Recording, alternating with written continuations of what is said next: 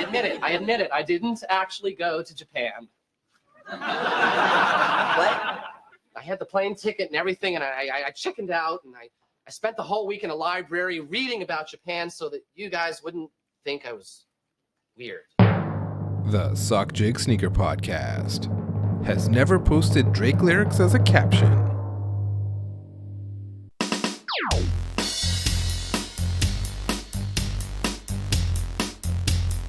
Welcome to episode 67 of the Sockjig Sneaker Podcast. I'm your host, Sockjig. You can follow me on Twitter at Sockjig and on Instagram as well. I'm in San Francisco right now, and I'm finishing and editing the podcast here in a hotel. I realized I didn't record an intro for this episode, so I'm here doing it on my AirPods. So I apologize for the shitty audio sound, but it's only for this beginning intro. Some of the topics I have today, I talk about the Bode Astrograbbers shoe and the release that they had. I talk about my old friend Hidden New York and his Asics. I talk about Nike's relationship with GOAT when it comes to releasing PE pairs with the University of Oregon Duck sneakers. I talk about Nike's current marketing problem and Nike's current shitty products problem. Those AI sneakers they debuted in France, as well as the shitty MLB gear that they're making with Fanatics. And in the course of doing this segment, the solution of this problem just became clear that they gotta fire their CEO. So I talk a little bit about that. But most of the rest of the episode, I talk about a trip that I went on to Japan. The cold open is from an episode of Newsradio where Andy Dick's character comes back from Japan and can't stop talking about it. But eventually he, confesses that he didn't actually go to Japan. He chickened out, but I did go to Japan. I talk about my planning and how Instagram and TikTok are almost like a key part of vacation planning now. I talk about the clothing and sneakers I wore and what the Japanese people were wearing and what shopping was like. And also give a sidebar on the history of Japanese fashion and how it started in Ginza. So this whole Japan travel log bit might not be for you, so feel free to skip it. But if you've been thinking of going or planning on going and you want to hear my thoughts, maybe it'll be helpful for you. Some of the topics I'm not talking about this week, I'm not going to be talking about Drake or Kendrick and diss tracks and stuff like that. I don't know, 38-year-olds talking about diss tracks genuinely and not as a joke. It's just cringe to me, so not going to be hearing me talking about it. And I'm also not going to be talking about the Caitlin Clark getting a signature shoe and how Asia Wilson may have been overlooked. But I have seen some women's college basketball in the Final Four especially, and because I'm a man and I've seen a few games, I'm a bit of an expert now, so not really. But what I'm saying is I will cover the state of signature basketball sneakers in the State of Sneaker game episode that I do every year, and that'll be the next episode. But first, pickups, skips, and misses. On feet lately, I've been wearing the Ice Studios Gel Piano 14. And for pickups, I wasn't really buying a lot of stuff before my big Japan trip. You kind of put things off as either I'll just get to it after the trip and then, you don't want stuff being delivered while you're gone. I was able to get the Kith 1906R from the Vitality exclusive access. That, I think, is one of the better versions of that silhouette. I've always criticized this silhouette before as looking like a hubcap, and it still kind of looks like a hubcaps, but the Kith palette works on this one. Also, while I was in Japan, I was able to get the Kith Asics Gel Piano 14 and the 1130 through Vitality access as well too. And that was cool. That was on Kith Canada, so it's cool that they're doing that up in Canada and in the US as well too. They were easy to get in Canada. Maybe there's not that many people who have Vitality level yet in Canada. It was probably easy for me because living close to the border, I've been buying from the US and stuff, for many years, so it just added up. And these are similar to the Scarab ones I think were released last year, but they are slightly different. The model numbers are different. I think there's a little bit more Kith branding on them. Also, while I was in Japan, I was able to get the Ducks of a Feather Air Max 1.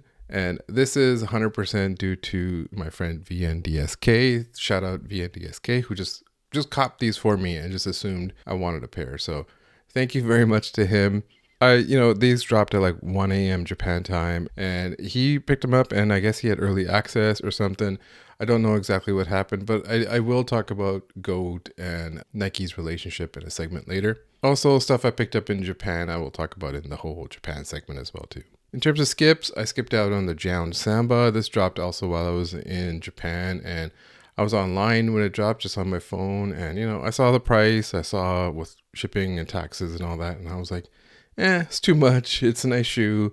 I don't think I'd wear it enough to spend $275 US or whatever it came up to. I also skipped out on the Joe Freshgoods 1000.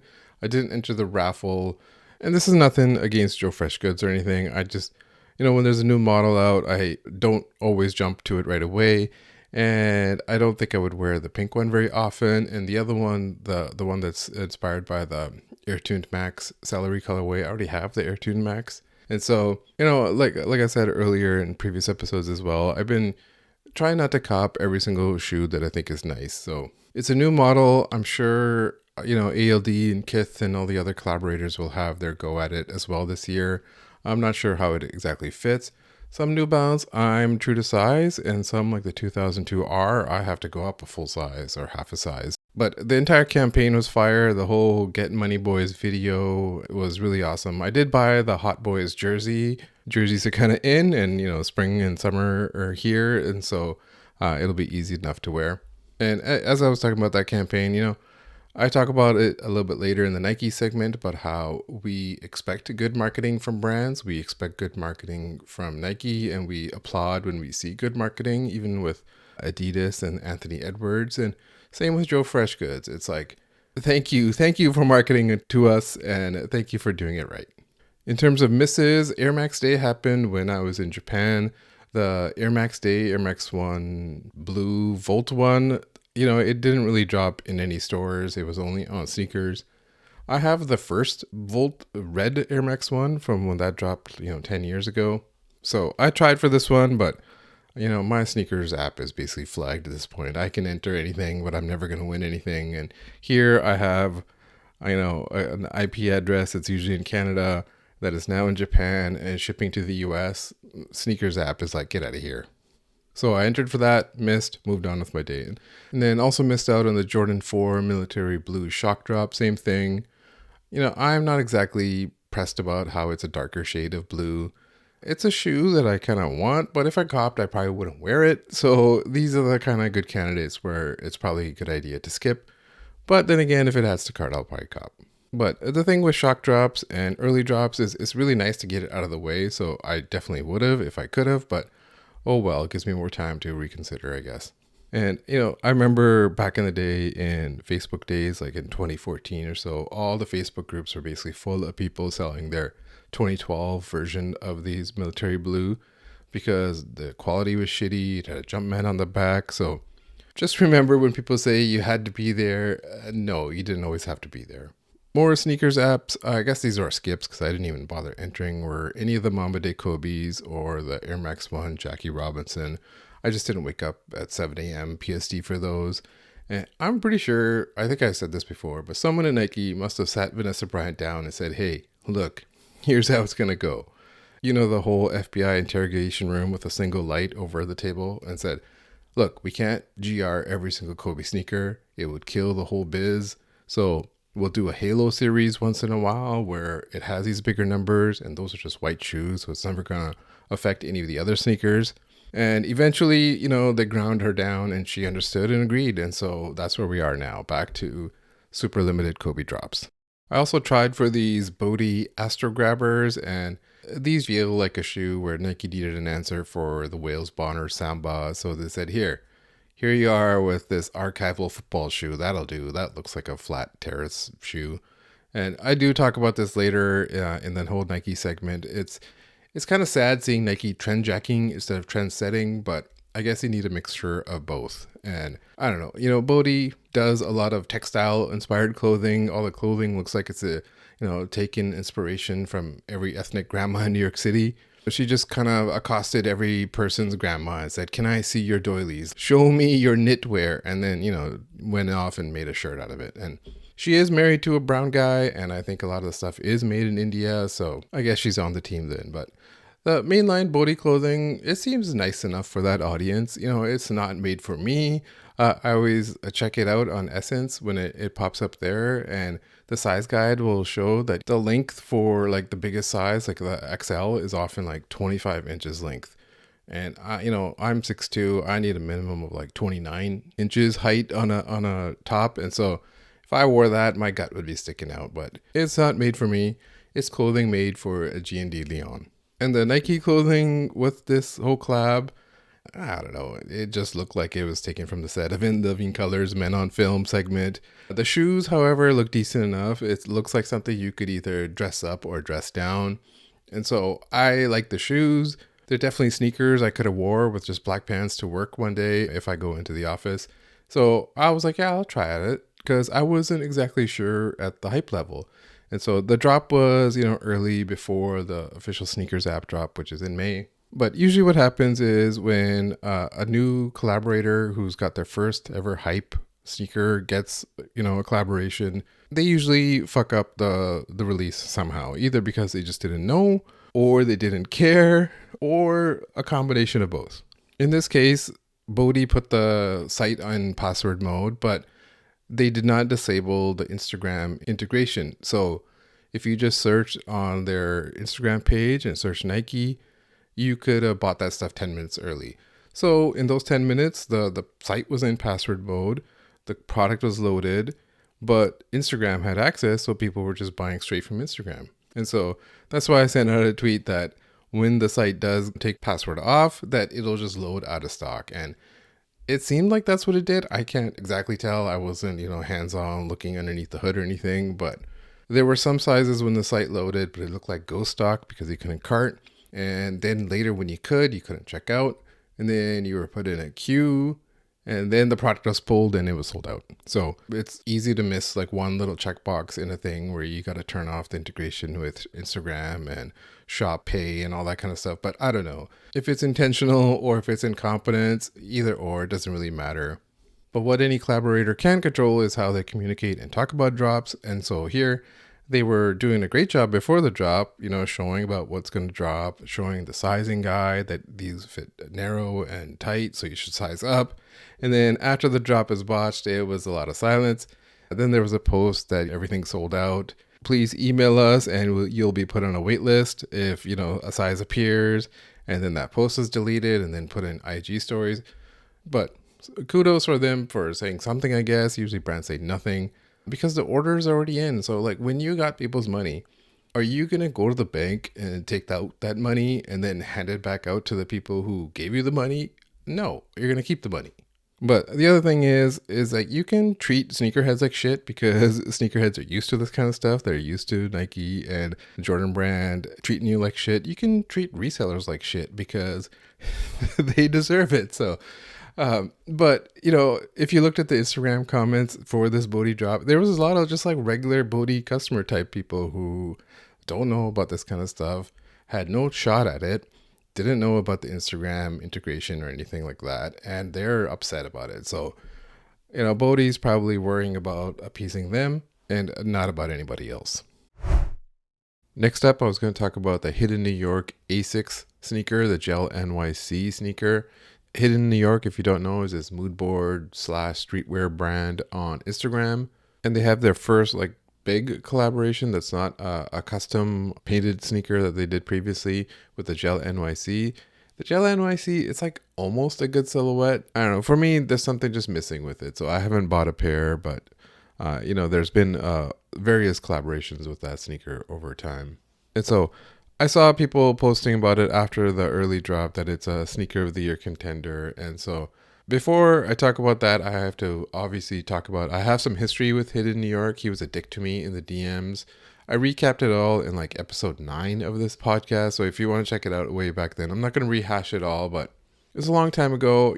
I'm not trying to get too deep into the hating world, obviously, despite me having shows called The Hater's Guide and, me having a list of enemies and stuff. But as I said, usually I've helped those people and they haven't helped me. But in this case, it was just me making a point that was definitely fair and the guy was an asshole to me. And so that's all I really need to know about someone. So I don't really hate Hidden New York. It's just an Instagram account. It's nothing. And I know the common refrain is like, oh, you're just jealous of him. And I'm not jealous of him at all. What am I jealous of? He doesn't believe in anything, which I'll get to. What does he stand for? He stands for nothing, which I'll get to. And so that also doesn't mean I'm cool with the guy or need to like and support anything they do, because I don't give a fuck about them. That's it. So when I saw a Twitter post by @ChefDoomy that this is a sneaker of the year contender, I was like, whatever. Everyone's entitled to their opinion. I get why people will like the account and this shoe. That's fine. And then I saw another post calling it sneaker of the year contender, and others commenting, and more. And that's when I was like, nope, this will not do. It's time to finally push my own agenda here. But first, I found this like popular retweet of it saying, Hidden New York not even being from New York makes these trash. And so for a lot of people, that was their first time finding out that this Hidden New York guy is not from New York. He's just some British dude. And I had obviously made this point several times before, so I retweeted an old tweet of mine. It says, get your Japanese inspired, made in LA clothing from a New York brand started by someone from the UK. Which isn't, is accurate. Is exactly what it is. The headquarters of this guy's company is in LA. He lives in New York. He's from the UK. And he makes Japanese-inspired t-shirts and stuff sometimes. Obviously, that's phrased in a joking way, but that kind of gets to my main criticism of Hidden New York, and I think is a fair criticism, despite me being a hater, as I previously said, is that Hidden New York is someone that has no point of view at all. Other than he used to be a graphic designer and gave it up for a mood board, and it became a big hit. What is his point of view on anything? Pictures of Sega Dreamcast and vintage stereos is not a point of view. Stolen pics from dormant Tumblr accounts is not a point of view. Reposting the same image you posted exactly 8 months ago is not a point of view. This is fine if you're just into aesthetics and things being cool and looking cool. And that's fine to do like a single collab, like even like Hard Copy Instagram account did.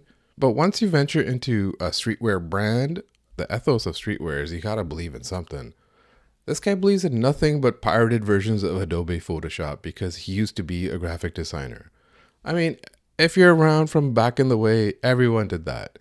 You think I don't know what G, M, V keyboard shortcuts are in Photoshop? I've been in the Photoshop mine since version 4.0. That is not a point of view. I've never even talked about it ever. So as I said, every other streetwear brand believes in something. Even Jound has sort of a point of view and they believe in something. This guy believes in nothing. This past, present, future gimmick is basically the absence of a point of view. So the entire point of view seems to be vapid and vacant and filled with old Tumblr photos.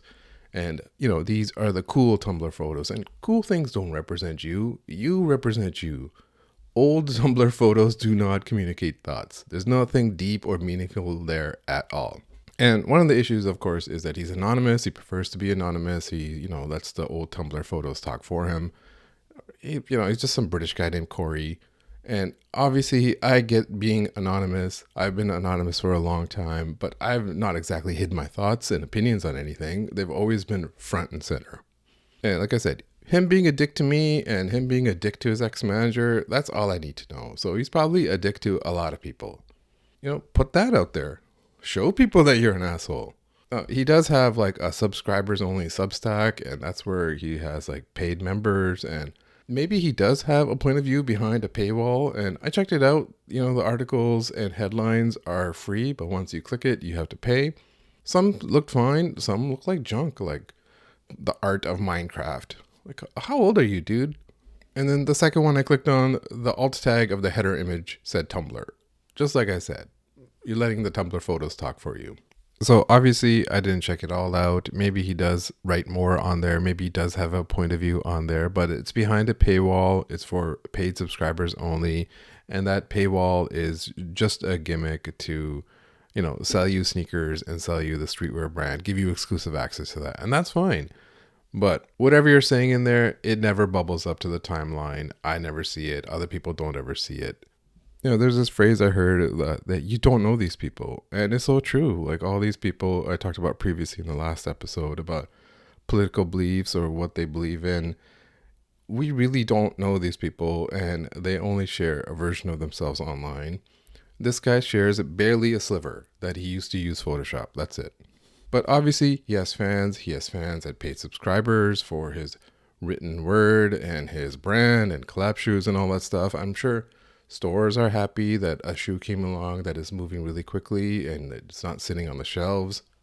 None of that can't take away from him. If you like it, I love it, as the phrase says when, you think something is junk that people like. Because, you're buying into something or someone who curates cool, and being associated with that makes you cool, right? That's the main draw. Even if it's just, sitting in front of a computer for 8 hours a day reposting, anonymous Instagram accounts. So, I'm not really trying to convince you to hate the guy and to join my army and take sides. I don't play any of this that way. I'm just sharing my point of view, sharing something I don't see that many other people talking about. So if you like the shoe, like the shoe. If it's sneaker of the year for you, that's great. If you like photos of a fern in front of a Jordan 4, that's great. All that kind of stuff is just empty calories. It's chewing gum with no depth, no substance, and something you spit out when the flavor is gone. I mentioned at the top that Nike has partnered with GOAT for these Air Max 1 Ducks of a Feather releases. One released on GOAT app where there was 3,000 pairs, and the other on Flight Club where there's 225 pairs. The Flight Club one was interesting because it's probably the first drop in New York City for a sneaker in a while where the profits were in the thousands. So we haven't seen that in a long time. So people were out, people were buying bands, people sold bands way too cheap for like a few $100, and then the people who bought the bands turned around and flipped those shoes for thousands of dollars. The game is the game in New York City, of course. But in both cases, both Flight Club and GOAT, the buyer of the sneaker couldn't immediately relist it on those platforms. They had to wait 60 days, so it was like a moratorium. So it looks like something that Nike had put in place so that there wouldn't be immediate flips, so that it gives Nike some distance away from these platforms, even though they're working with these resale platforms. And of course, Flight Club owns GOAT, or GOAT owns Flight Club, whatever it is. It's the same company. Foot Locker owns a portion of them as well, too. And the purpose of all this is that it supports the Oregon Sports, Oregon University, NIL program, name, image, likeness. Ducks of a Feather is, they have this whole convoluted thing where Phil Knight is related to that. But basically the point of it is that instead of giving players player exclusive sneakers that they could turn around and sell on the black market and they can get in trouble for it, here they can sell it on these platforms, get a lot of money, and that money then goes to these student programs or students themselves. So the point of that is to make as much money as possible, but Nike has not listed these sneakers for $1,000 right away. They've taken it slow. They're selling them for $225 or maybe $300. My guess is they'll eventually raise the prices of that. And that is the reason why they're using these platforms, because if they had it on their own site, if they had it on a Nike site and it said the retail price is $1,000, people would be like, what the fuck is Nike doing charging $1,000 for a sneaker? But if GOAT is selling a sneaker for $1,000 and Nike gave them all those sneakers, there's enough of a leeway there, a distance that's not us selling it, that's GOAT selling it, even though you didn't get those sneakers without Nike giving them to you. They actually used to do this with StockX. They sold some Jordan 8s, Oregon Jordan 8s with StockX before they eventually sued them. So they probably realized we can't have a partnership and have StockX sell these sneakers if we're suing them in court. And it's hilarious because in court, Nike is basically saying that resale marketplaces, resale apps can't be trusted because they can't authenticate Nike sneakers. And the background, of course, is related to the whole NFT thing where StockX is selling NFTs and they have a real shoe in the vault. And in that process, Nike lawyers have claimed that because StockX can't possibly authenticate every sneaker, only Nike can. So that sneaker in the vault could potentially be fake. So if you kind of infer that, that's the same thing applies to any resale marketplace, to eBay, to GOAT. Of course, the difference here is Nike is directly providing GOAT or Flight Club with these shoes. But at the same time, they're saying these marketplaces can't fully be trusted because they can't fully authenticate these sneakers. So to summarize, they're basically saying people could get fakes on StockX. By inference, you can also get fakes from eBay and from GOAT. Then at the same time, you're also working with GOAT. So that's what I meant. It's kind of rich. It's hilarious. And I don't really believe that Nike believes this, that this is just an argument they had to use to try to win a case. Once that case is settled, eventually they will drop any of these claims about these marketplaces can't be trusted and go about their way. But overall, this whole NIL thing gives Nike the distance that they need so that people can look the other way that they're working with resale platforms. Also wanted to talk about Nike products and Nike marketing lately. And, the common refrain is that Nike is a marketing company that makes sneakers and not, a product sneaker company first. Or, instead of marketing, they call it demand creation. And we saw this marketing recently with Air Max Month and this Air Max DN rollout, which I've talked about a little bit in previous episodes. And obviously they did a ton of marketing for this DN because they had to. It's a new silhouette, and the shoe, it isn't exactly fire. To quote Greg from the Sneak Diss, it sucks but doesn't suck. So they got to go into promo mode for a shoe that's meant to be for the general audience, meant to replace the Air Max 270 for that kind of crowd. And, not necessarily the sneakerhead crowd, but sneakerheads are always early adopters for this kind of stuff. And us as sneakerheads, we talk about this stuff on Twitter and on podcasts and stuff because you're a fan of the company, you're invested in the company, and therefore you want good marketing from them. You want them to sell the product, to grow and be successful and all that kind of stuff. So you can have more good product. That's where it essentially comes from. So people have these opinions that, they should be doing marketing on this. They should be marketing their collabs. They should be doing marketing for this product and too much for this product and not enough for this another one. An example of this is the Jordan 2 with the Jordan 3 sole that came out. It wasn't exactly marketed. It was just released to stores. The Gentry guy leaked them a few months ago, and then they were in stores, and they're already like on sale at a lot of places with discount codes, 20-30% off.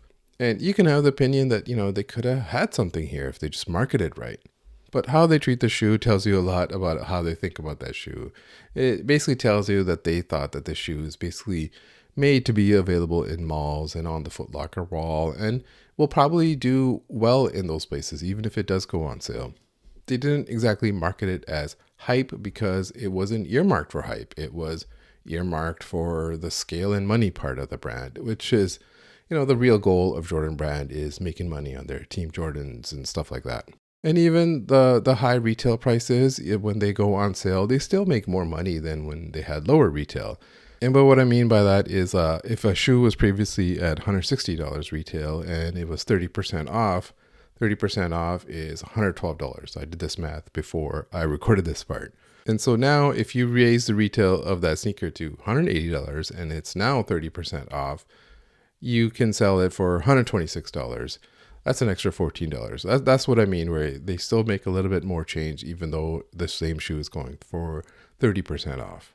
And, the amount of shoes they make and what's available and stuff, I know they're adjusting all that and stuff. I talked about this previously where, the normal cycle is they're supposed to release a lot, then pull back a bit. And it seemed like for this last year or so, they've been in this kind of holding pattern, probably because of this numbers guy CEO that they have. But overall, they're going to spend marketing money for the general consumer to create demand there, not from the hype consumer, because the hype consumer creates demand themselves. And there was an article in Routers recently that how Nike bosses are planning a big marketing spend for the Olympics. And that's, a perfect event where you can get the general audience to take a look at your product. That article said they're spending like $1 billion on marketing, up 10% from the same period last year. And in that article, there's also some exact quoted saying that they're going to do fewer marketing campaigns, but bigger ones. And that basically tells you that they're not going to market it for anything that's hype, because how often is a hype collab actually really big? Something like the 10 was big, but those are once every few years. Olympics are big, but that's not exactly hype. In the same article, they talked about how that is contrast with Adidas, because Adidas has been cutting back on marketing spend and Nike has been increasing it. Adidas has their own concern because their whole write-off with Yeezy and stuff like that. But the issue is you can spend all this money in marketing, but lately the Nike product has been kind of shitty as well too. When they debuted in France the outfits that the Olympians were wearing, they had the two, male and female track outfits on these little dummies on stage, and female Olympians were like, this thing looks graphic. And one lady even said, my entire hoo-ha will be showing. And then at that whole event, they had all these people, these athletes on stage. I retweeted this photo from Lois Sakani, and they were all wearing these ill-fitting outfits. And none of it looked good, and a lot of it looked shitty. And speaking of that, they debuted these AI sneakers at that Paris thing as well too. Something I talked about on this podcast last year. So Tell a friend, tell them to listen to the Sockjig Sneaker Podcast, and you'll hear me forecast things a year before they happen. And those AI sneakers look like shit. They didn't look wearable at all. And really, an AI doesn't actually need to think about the physics of a foot hitting the ground in sport and cutting and things like that. It can just design whatever wavy concept shit that it wants. They talked about how they're designed with the Nike AI engineering lab at the same time. So, potentially those are the people that are supposed to worry about that kind of stuff, the physics on the foot. But overall, it just looked like how car companies would show off a concept car that's a marketing stunt. And the difference is those concept cars always looked cool. This shit did not look cool. It looked like a joke. Honestly, if I was an executive at Nike, I would have canceled that entire AI thing. But this is what I mean. They have a quant, a numbers guy as a CEO, not a shoe dog. That guy knows about numbers. He doesn't know about what's cool. But, it wasn't all bad. That full-length zoom on the Pegasus shoe, that looked pretty cool.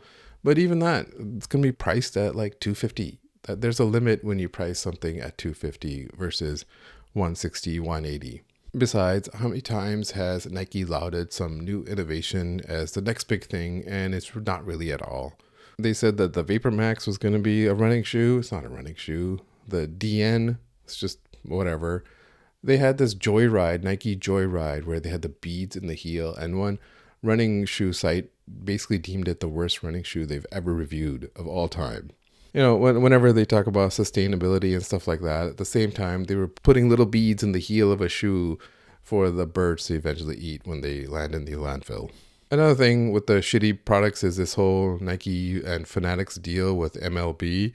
They have a deal where they are making all the jerseys and the gear that the baseball players wear in MLB, and it's supposed to be engineered and designed by Nike, but made by Fanatics.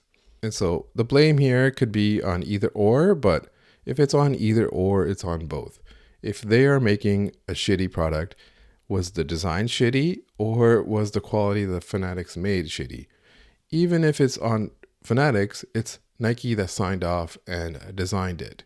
So they're both equally to blame. And if you don't follow MLB, that jerseys, that gear looks like shit. It looks like a replica.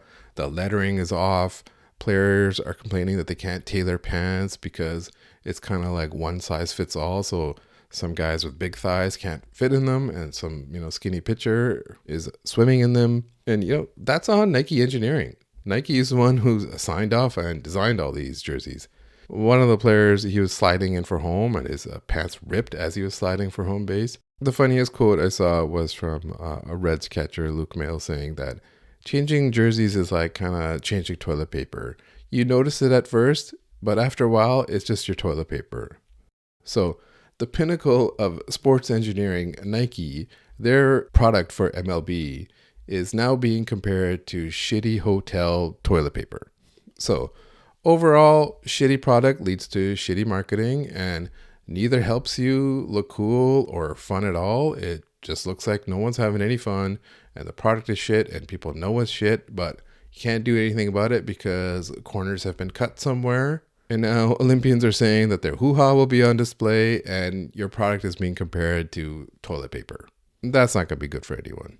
And it also doesn't help that the CEO of Nike, John Donahue, is basically blaming employees and laying them off. And they're doing these rolling layoffs, which, conventional wisdom for business and layoffs is you cut once and cut deep, which is, of course, shitty. But basically, it's like once it's been decided, everyone else who's there can proceed and kind of restart from there.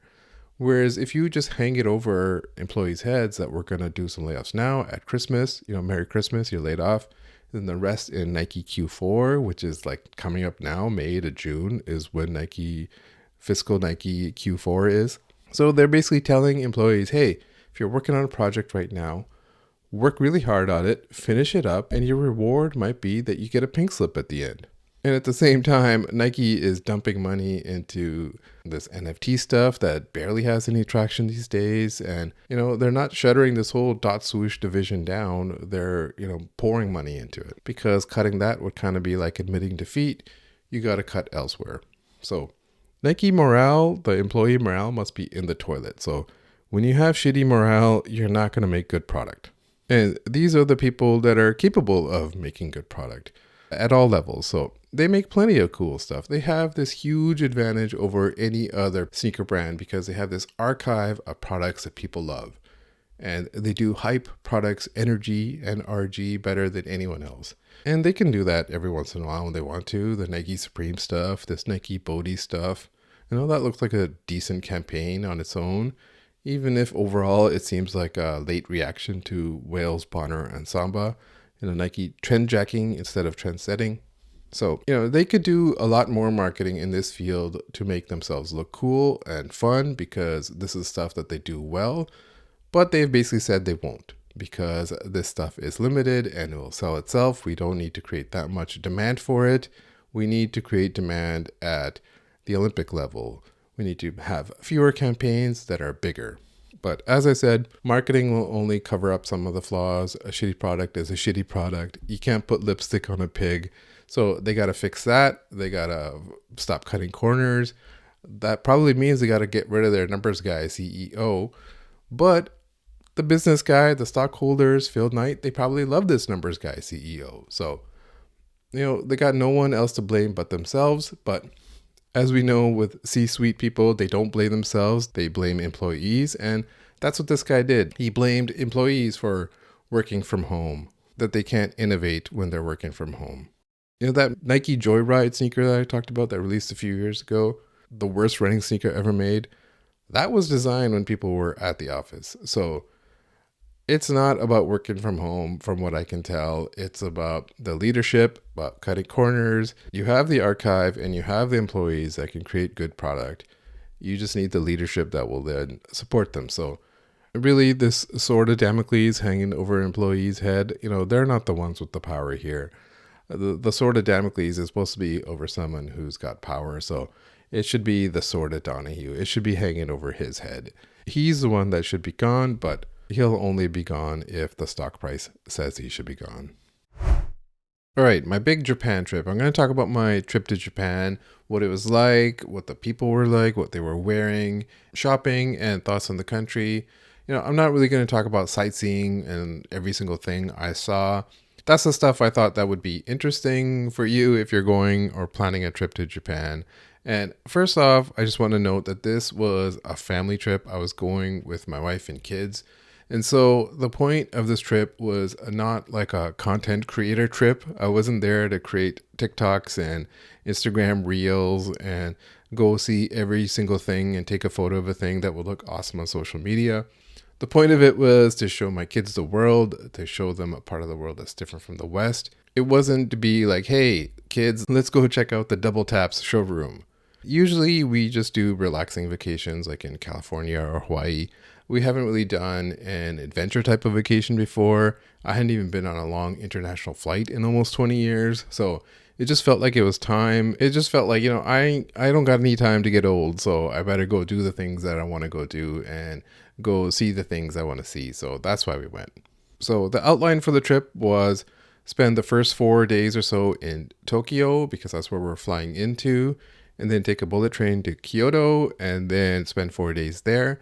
And then spend the last 6 days or so in Tokyo again. So the plan was to do more of the sightseeing up front and then do the shopping later in the last half. So that way you're not carrying extra stuff around. And that was the plan. We didn't really plan out anything extra other than that. We kind of left it open. There was some stuff where we had booked the Team Labs museum and things like that. But other than that, that was it. It was just kind of, once you get there, you get a feel for it.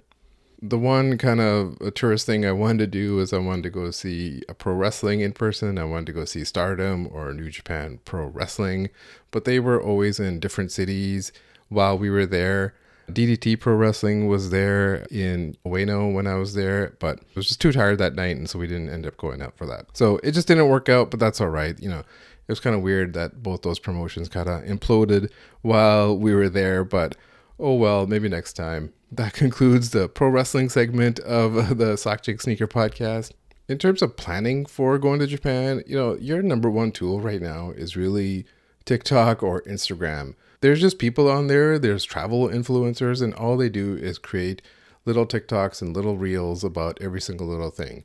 Just search like Tokyo restaurants on Instagram, load the first video, and then just start scrolling. You'll see restaurant after restaurant, person creating a video after video. There's just so many of these travel creators that are making this kind of evergreen content because a lot of people are going to Japan. And, I assume they're going there and filming a ton of content and then coming back and then just posting videos about it for a few months. And then, 8 months later, there's more people going. So you can just reuse those same videos. So you do definitely get a lot of tips from those kind of videos, and there's a lot of useless ones. And I just use the Instagram save feature on there. And that's what I did. There's also a lot of people that gave suggestions and ideas on places to go. I want to thank Dennis and Jonathan, Chris and Jeffrey, Edwin. On Instagram, I talked to a guy named Fukmak and Skate the Great as well. There's so many people. Dalen and Maurice gave a lot of tips. And if someone would give me a tip, go check out this place on Google Maps on the phone, I would just create a new list for areas of Tokyo or areas of Kyoto, like Shinjuku or Shibuya and stuff like that. And then there's a little notes feature where you just add it in and you say from Jeffrey, from Edwin. In terms of sneakers for going to Japan, I basically just wanted to take a single pair of sneakers. I wanted to pack as light as possible. I knew there'd be a ton of walking, which kind of rules out every single Nike that I have. I also didn't want to take anything dead stock because, I don't know, it's probably not a good idea to undead stock something in a new country when you're going to have to walk a lot. So you're going to want to take something that I had already worn a lot, but which hadn't already flattened out. So my candidates were either a Jalkiano 14, which I always wear, or the Action Bronson New Balance 990 V6 Baklava one that I always wear. That was my sneaker of the year. And that was the one I ended up taking because it was worn in, it was not flattened out. I didn't think anyone else would have it, so you can like flex a little bit in it. It's colorful, and it really worked out well. I wore it every day for 2 weeks, and now I kind of don't want to wear it anymore, so I'm kind of sick of it. In terms of clothing, we went in the last 2 weeks of March, so it was still a little bit cold there. And the goal was to kind of pack as light as possible because we're moving cities and I didn't want to carry stuff around everywhere. At first, I was like, I'm just going to go to Uniqlo when I get there. I'm going to buy a bunch of socks and underwear and then each day just wear it and throw it out. But didn't end up having to do that because every place that we went to had a laundry. So we just ended up, just doing laundry every single day in the hotel. It's just a single machine that does washing and drying, and it would often take like 2-3 hours. So just set it and we would leave and come back and everything would be clean. So because we're going in late March, it's still kind of cold there. We had to dress for the cold spring weather. But at the same time, I just didn't want to wear only like tech gear.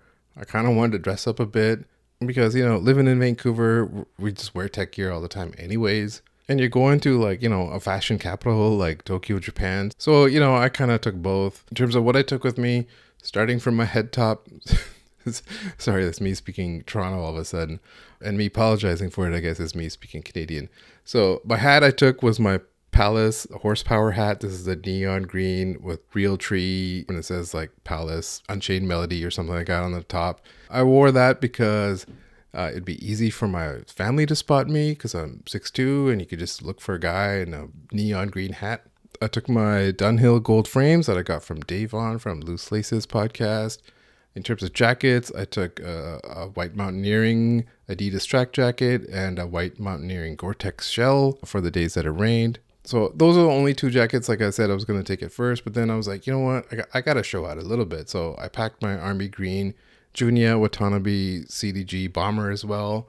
And that's an expensive jacket. It's the most I've spent on a jacket, but I just kind of believe that you should get the item and cherish the item and wear it a lot. If you have the item, it fits me really well. And it's one of those like oversized Japanese fashion fits, but I'm a big guy. It fits me perfect. So it works out well. In terms of tops, I packed a lot of jerseys because they pack so light. I have this Maradona Adidas 94 jersey. I have this Martine Rose, Mr. Chasing a Dream jersey that I bought. I brought a June J black shirt with a zipper thing that I have in case I wanted to go to a fancy restaurant. And then I just packed a bunch of t-shirts. And in terms of pants, I just wear these Lululemon black pants that are just so comfortable. You can wear them on the plane. You can wear them every day there. I did take these And Wonder tech type of pants that I have. but I didn't end up wearing them that often. I ended up actually wearing these Outdoor Voices track pants that I got. Shout out to my friend Doug, who suggested these from the Essence site. They were only like $50 or so, but they're super light, super easy to wear, and they have like UV protection and such. Once you get there, it does take a while to get over the jet lag. There is a 16-hour time difference from the Pacific time zone to Tokyo time. So there were many times where I was like wide awake at like 4 a.m. Tokyo time. And even on the first day there, we felt an earthquake at 6 a.m. and the bed was shaking a little bit. I looked out the window and no one seemed to be very panicked. And then I was searching Twitter for Japan earthquake, and there was one in like Fukushima, which is hours away in the ocean or something. So, got to check that off, that I got to experience an earthquake while I was in Tokyo. So everything else, once you're there, it's like, it sounds so silly to say, but it's like, oh shit, everything's in a different language here. It really does just kind of, bombard the senses. The other thing that you see is that it's very clean. There's no garbage cans. People just carry their garbage around, and they're expected to carry it around and dump it when they get home. I don't know. That only works in Japan. I don't think that would work anywhere else. But once you're there, it's a very safe country. You don't see any bikes locked up. You see laptops just sitting out at Starbucks. People feel very comfortable. You don't have to be completely on edge all the time, which was one of the reasons I wanted to take my kids there, because, obviously as a parent, you're still going to be on edge a little bit, just not cranked up to 10 like it would be if I was in New York City with my kids. It feels kind of weird comparing Tokyo to New York City. Obviously, it has a big city feel, but Tokyo is its own thing. It's got its own feel. The only part that felt like New Yorkish to me was the Ginza area of Tokyo, but really it's the people that make a city feel like how it's supposed to feel. It's the New Yorkers that make New York feel that way. And just like in Japan, it's the Japanese people that make any city in Japan feel that way, that make Tokyo feel like Tokyo. An example of this, the first morning I was there, I walk out, I'm getting breakfast, I'm just by myself. It's super early because of the jet lags, and the streets are basically empty. And I'm at a crosswalk. I see a guy across from me. He's waiting at the red light for the crosswalk to turn green as well too. But it's like empty in the streets. And so because he's not jaywalking, I'm not going to jaywalk. And then I know that that's the culture. I don't want to stick out. You just got to kind of fit in, is the Japanese kind of mindset. And so he's waiting, I'm waiting, and I was just thinking, like, I would never see this in any other city in New York City. Can you expect a New Yorker to just wait at a red light by himself in an empty street at 7 a.m. on a Sunday morning? No. Once you're out in the city and once you're walking around, one thing that does take a while to get used to is people walk on the left side, just like how they drive on the left side. And in North America, you're just used to walking and driving on the right side. So sometimes I'd be walking down the street and all of a sudden you just see a wave of people walking right at me. And I'm like, oh shit, I got to move over to the left side. Or you do and you remember, and then you turn a corner and you forget. All of a sudden you just turn the corner and you're walking on the right side again. And then same thing would happen. And a whole bunch of people are walking right at you and you'd have to move over. And that's the other tip, is you can do a ton of walking. You got to manage your energy. If you're sightseeing, you should go early and come back in the afternoon and rest. Or just sleep in, go late, and then stay out late and get dead tired, which is kind of what we did most of the time.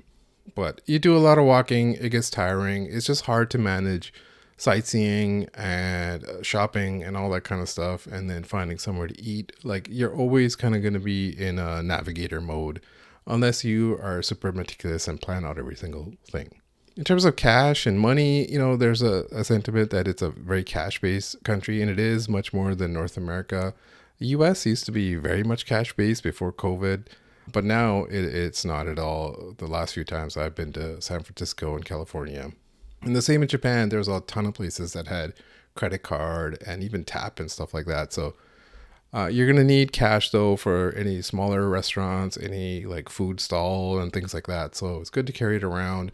In terms of the language, it wasn't a huge issue at all in Tokyo, especially in stores. If you're in less touristy parts, or, wander into a locals only restaurant, if you're just, getting lost in Tokyo, then maybe you're going to have to pull out the Google Translate app. And, there's times I had to use that, especially on menus. And, sometimes you could get an English menu and it's kind of incomplete. It doesn't tell you the list of ingredients. So, if someone doesn't eat pork or something on that, you could use the Google Translate app to see.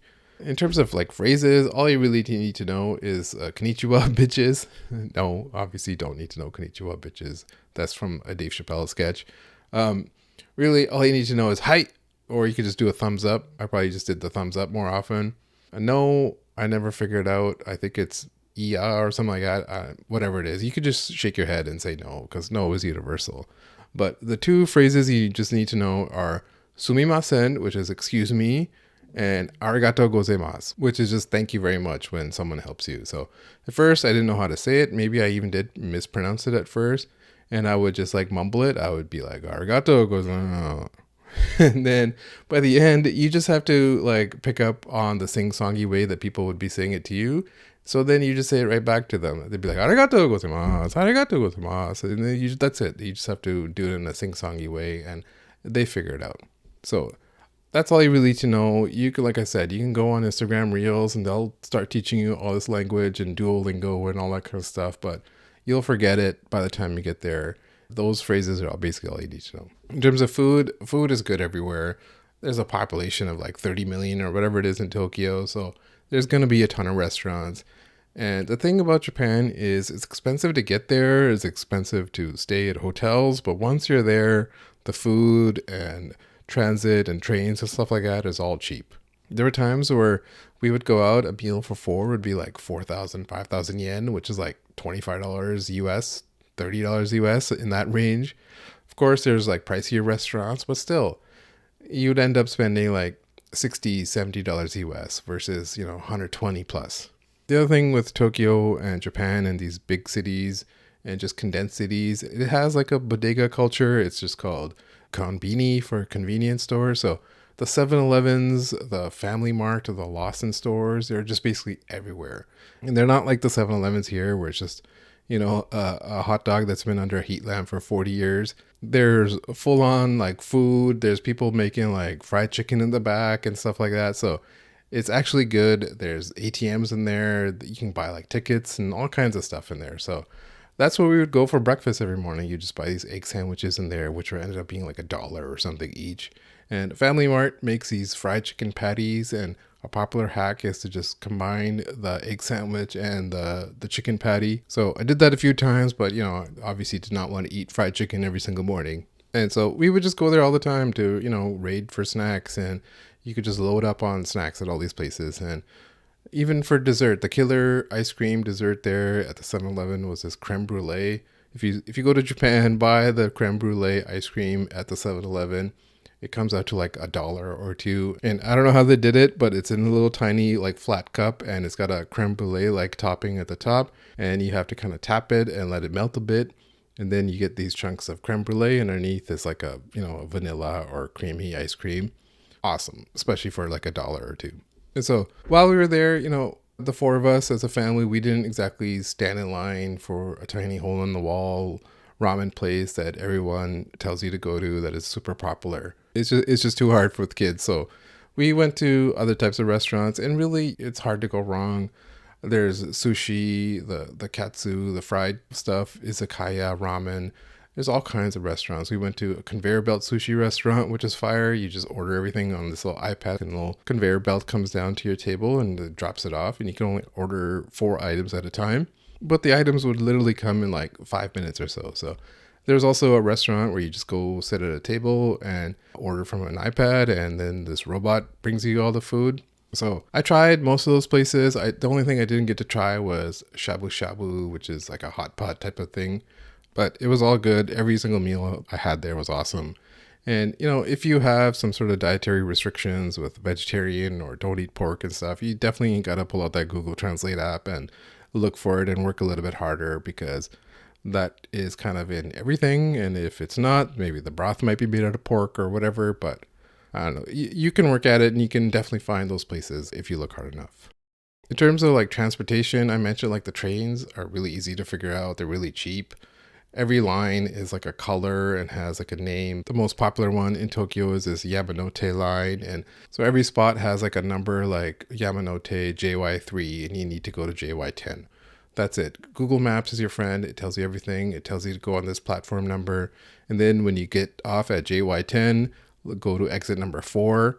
And often I would just screenshot that from Google Maps instead of having it drain my battery. The other thing I forgot to talk about earlier is that getting from the airport, I just use the limousine bus. It's way easier than trying to get on the train and carrying luggage on a train. The train might be faster, but on the bus, you just have to find where that bus is dropping off at closest to your hotel. They take the luggage and then you can just like kind of zone out. It takes a little bit longer, but probably much better than the train and cheaper too.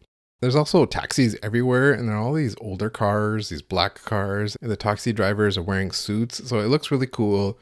I definitely saw a lot of more elderly people, like older people driving taxis and stuff, so, it's one of those things. It's like, is that cool to see? It's cool that the guy's out working, or is it that a state of the country is that the guy has to work? I don't know. The guy took me from A to B.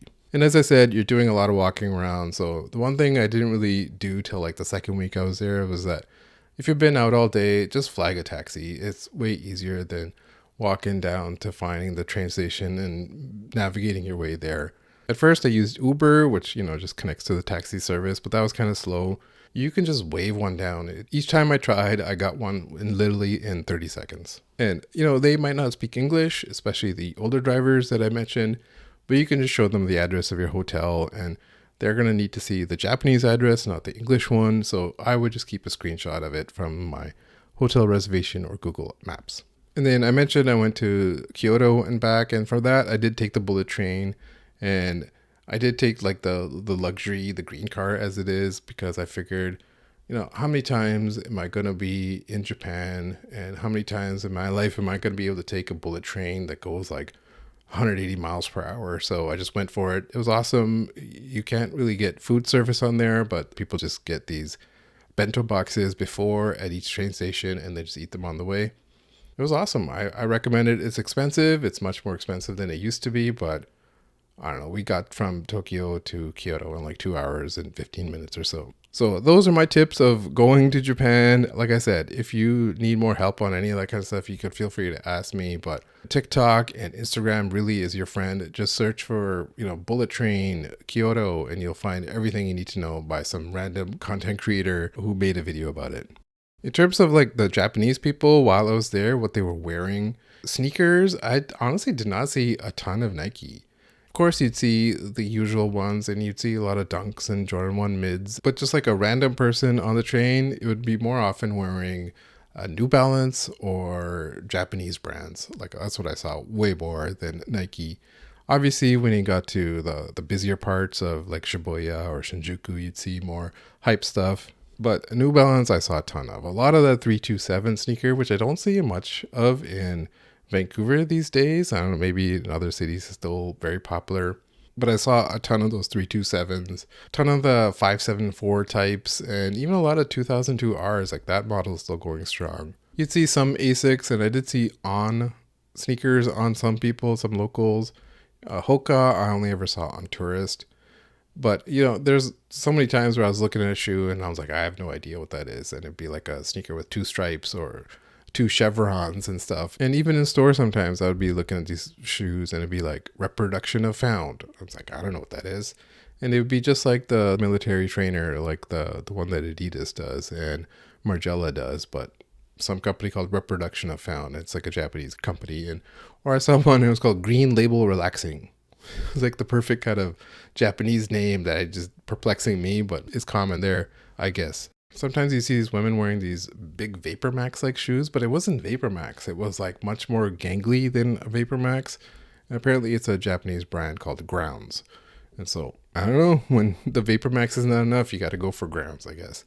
And you definitely saw women wearing a lot of chunky platform shoes and boots and stuff like that. That's a common look for Japanese women, and obviously it looks awesome on them, so go right ahead. So if they weren't wearing those, they were often wearing other like chunky sneakers. I saw some Fila's there, some of those Nike double stacked Air Max that just came out. I saw some flat sole Samba types. One thing I didn't see a lot of was actually Insta Pump Fury and up tempos. I was led to believe that everyone in Japan wears Insta Pump Furies and up tempos.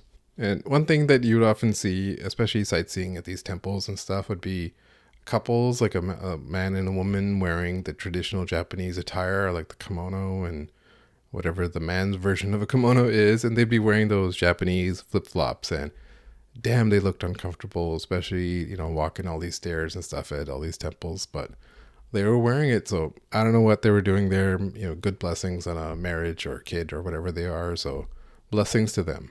In terms of clothing, everyone there is dressed well. Like it's a little jarring to see at first, but you never see anyone looking like a slob.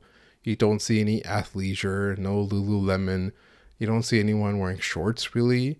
Sometimes you'll see women wearing skirts, but those are usually younger women. But like on the trains and stuff, it's just all formal dressing, big coats, either big like peak coat, wool coats, or New Balance puffers and New Balance tech gear, that kind of stuff. So we were there at the start of spring, like I said, the last few weeks of March, so it's still pretty cold, but people are dressing modestly. It's a lot of layers, a lot of big clothing, both the men and the women.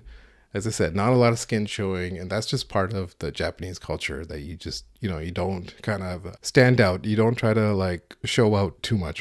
At one point I was walking down the street and I was like, damn, there's a lot of people in like collarless jackets here. But then I looked down and I realized I was wearing my Junia bomber. And I also don't have a collar. So that was me fitting in, I guess.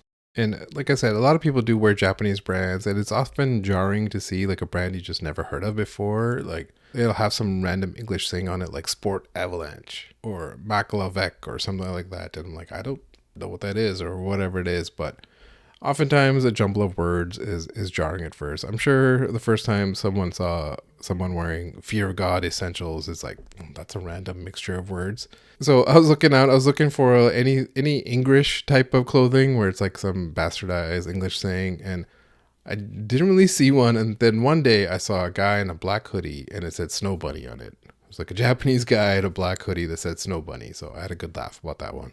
In terms of shopping overall, it's awesome there. Because the dollar, the yen is so devalued compared to the US dollar, you get a lot of bang for your buck. You're often saving 20-30%. And a lot of stores have like this tax-free thing where if you show your passport and stuff, or you have to go into a separate lane and then you don't have to pay the extra tax and stuff, but then they package it all up into like the sealable thing and you're not supposed to open it until you leave the country, because that's the whole point. If you're going to use it in the country, then you have to pay tax. And you can kind of do that, but there's times where you just, you know, when you're packing, you just rip it apart and pack it in your stuff and go. But overall, the stores are all nice. They're all really well curated. The one thing that was weird about every place, every store, was the heat was just cranked up. You'd go in and people would be just walking around in their wool coats and New Balance puffers, and the heat would be cranked. And you'd be like, what is going on here? I'm like fucking dying here. And people are just walking around in like a full-on trench coat. So when we got to Tokyo, we were staying in an area near the Ikebukuro area, which is like in the northern part. And there's a few department stores near our hotel, so we just walked over there. There's one called Tobu and Parco. And Parco was the first one where downstairs they had like this vintage shop and used stuff. So you walked in, they had like everything. It was like Supreme and sneakers and stuff like that. And I'm not a vintage guy. I don't really look for stuff. And when I was there, right on the bottom shelf, I saw 3 size 12 sneakers, and one of them was a size 12 Air Max 1 Curry, and it was for 5,000 yen, which is like 35 US, maybe even less than that. And so this is when I had just got there. It was like day 2 or so. I'm like, I don't really want to carry this around. So I left it, and then later on, I was like, oh shit, I should have copped that one. It was like $35. What am I thinking about? So that was when I first got there. So cut to like a week and a half later when I got back to Tokyo, and we were staying close enough to this area where I just kind of took a train in to check if my size 12 Air Max 1 Curry was still sitting there. And sure enough, there's nobody else in Japan size 12 who wanted to spend 35 US on a pair of Air Max 1 Curries. So I did pick them up, and I was laughing because only in this country, in Japan, would a size 12 at that cheap be sitting around for that long. Any other size, like a size 9.5, would have been gone instantly. But these department stores, they're really nice. There's lots of Japanese brands there mixed with contemporary Western brands. And one of them, there's like a New Balance store, and I had posted this on my Twitter. It was like these ankle socks of New Balance ankle socks that have like a New Balance print on the side. And so I finally found them in size extra large for me. So I did pick up those from there. But as I said, overall, in the first week, I wasn't trying to do that much shopping. I was going to leave it for the next week. Also, one of my friends from Montreal was in town in Tokyo at the same time, so we all met up with her, and we went to the Akihabara area, which is like this, imagine a giant arcade. That's what it feels like on the street. It feels like a casino on the street. There's this big Sega building that used to be Sega building, but now it says Gigu, Gigo, I guess. I don't know what that is. If the sign said Sega, it would have been much cooler. And that's where you saw a lot of bars, and you did get a sense of the drinking culture there at nighttime. So if everyone is buttoned up and always trying to be regular, you kind of have to like let it out sometimes to get drunk and puke on the street. So we definitely saw that. So we didn't spend a ton of time there. Went to a few arcades and those claw machines and those capsule kind of places. We also went to Harajuku area. I met up with a friend there and his family, and we went out to Harajuku. I also met up with my friend Kensho. I know some sneaker people know Kensho. He's a manager in the Discords, longtime Showers Gang member, so it was cool to hang out with him. And, in Harajuku, there's this one Takeshita Street, which is this very narrow, very busy, and very touristy area. And so we just had some fun there. And that, that tourist shit is fun when you're in another city and not fun in your own city. But there's just a ton there. There's tons of like tourist food things. There's tons of like stores in the back streets.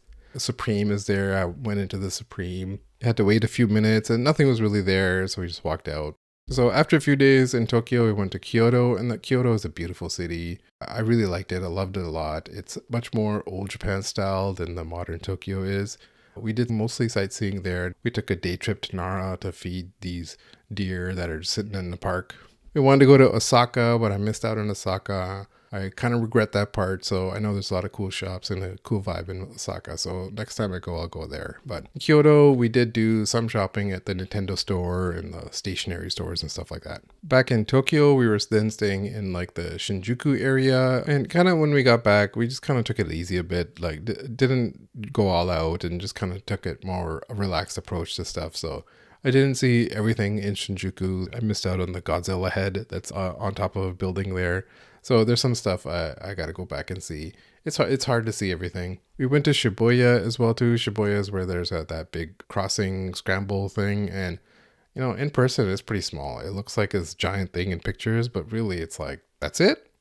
I could jaywalk across the street right now, but it's still kind of cool to see because there's just a ton of people there. I missed out on a lot of Shibuya because when we went there, it was raining and we were all very tired. So I missed out on the Jordan Experience store and some of the other shops that I wanted to see. I wanted to see Miyahara Yasuhiro store. I didn't get to see that.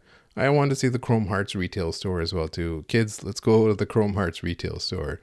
Not that I plan to buy anything, but just kind of walk in and walk out, I guess. And there's a lot of these kind of stores there, like Double Taps is appointment only, so you have to have planned this stuff out before, but there's nothing that probably fits me at Double Tap, so I wasn't exactly worried about it. I was thinking about how I was talking about these Instagram reels and Instagram tourism, and that if I was going here as a content creator and brought a tripod, I could definitely make a ton of videos every single store. Here's what the Double Tap store is like, and here's how to make an appointment. And so if you want to be a content creator, there you go. Free idea for you. But I did see the Kith Tokyo. It's in this mall called Miyashita Park, I think. I might be mispronouncing that. There's actually a lot of teens hanging out there, so maybe it is a cool part of Shibuya. There's a Kith Tokyo is in there, and Wonders in there, Hender Schemes in there. So we walked into a lot of those stores. There's also like Gucci and Louis Vuitton and stuff like that too. There's a Wrangler store in there. Wrangler, like Western wear clothing, but it's all kind of made in Japan or Korea or something. It was all actually really fire, but it's this whole thing where Japan fashion was inspired by Western fashion, which is now taking Western fashion and twisting it into a Japanese way, and Western fashion is now inspired by that remix. But really my favorite area to go was probably Ginza. Ginza is kind of the birthplace of Japanese fashion, the birthplace of all that remixing. And just a sidebar history of men's fashion in Ginza. Basically in the 50s, after the war, there was this real switch from traditional wear to Western wear because there was like a few fires or something and people couldn't escape in a kimono. So then both men and women started embracing more Western wear. And then for men, younger men especially, they were almost always just wearing school uniforms. Like clothing stores only really sold clothing for kids and, businessmen. And this is still 50s. This is still like US occupation. And so there's always American soldiers there who had their own style from America. And they would, they'd be listening to jazz and driving their own cars and, dressing like the Brooks Brother preppy Ivy League kind of style. And so that's where, students and the 20-year-olds who are always just wearing uniforms started appropriating some of that Western culture and started wearing that kind of stuff. And so a lot of it is popularized by a guy named Kensuke Ishizu, who was like the godfather of this Ivy League style, who was like one of the first people to kind of bring this style in and try to make it in Japan and make it a thing. And they were basically just doing it based on random items that they could find from US soldiers or from like magazine clippings, and trying to get Japanese tailors to make Brooks Brother type of prep outfits. So that guy Ishizu worked really hard, getting people out of this post-war kind of mindset and getting them to adopt fashion. And he ultimately succeeded, and people started wearing it. There's all these magazines one that he started, and there was another magazine. And in the magazines, they would often go to Ginza and find someone on the street and take a picture of him and put him in the magazine. And then that's kind of where this whole street snap kind of thing started. And then other kids wanted to do that. So eventually there was this whole thing where these kids were hanging out in Ginza wearing this preppy Brooks Brother type of clothing, wanting to be featured in a magazine. And then in the 60s or so, when the Olympics were coming in 64, I guess, is when, in Japanese culture, you can't stand out. You gotta go with the flow. And so when the Olympics are coming in, they started cleaning this out. And so they stamped it all out. People couldn't hang out there and wearing their Ivy League prep style clothing that they kind of appropriated from Western wear. But from that is where like 1,000 flowers bloomed, where, fashion started becoming more of a thing after that. And that's where like Izzy Miyake and Yohji Yamamoto and all those other Japanese fashion designers that are much more known and popular, emerged from or were inspired from. Maybe I'm missing a generation in there, but that is the very brief sidebar Cliff Notes version. This is all from a book I read a while back called A Meteora by W. David Marks. So if you're interested in the history of Japanese fashion and remixing American style, and then that Japanese remix style inspiring American style, it's all in that book.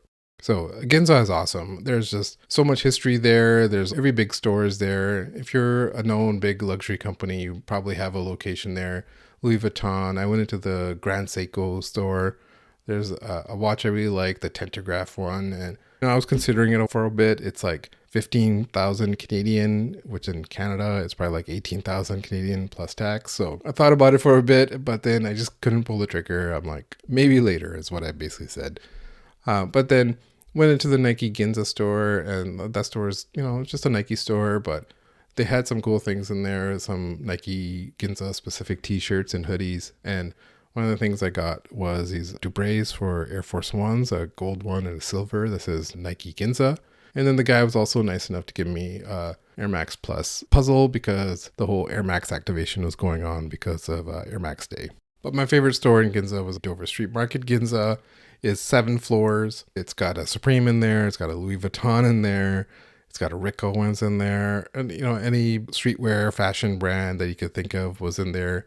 You go on the escalator, go up one level, do a little circle, go up the escalator, do a circle. It was just like, people were nice in there. There was a lady wearing one of my favorite sneakers, the CDG Presto Tent. It's just the only sneaker I wear. And so it was cool seeing some Japanese lady wearing it as well too. So, I was thinking when I was in there, I did that whole episode about the future of retail and moving online. And just walking in that store, it was like, this is how retail is, and this is how it's done right. And a great model for how a lot of stores would go. But the difference is that it's in Tokyo. So it's 7 floors, but each floor is not that big. It's not that huge. It doesn't feel like a big department store or anything. It feels comfortable and not too cozy.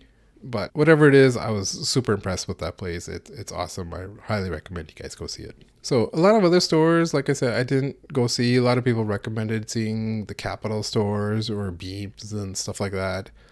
I kind of just skipped because I didn't think they would have my size. But, I wasn't going to like drag my kids to go see a Capital store when there's nothing really going to be there for them there either. But it's, it's part of the Japanese culture to embrace kind of Japanese stores and Japanese brands. So there's a lot of brands that you just don't see, like Wego or Ships, or there's a popular brand called Beauty and Youth H.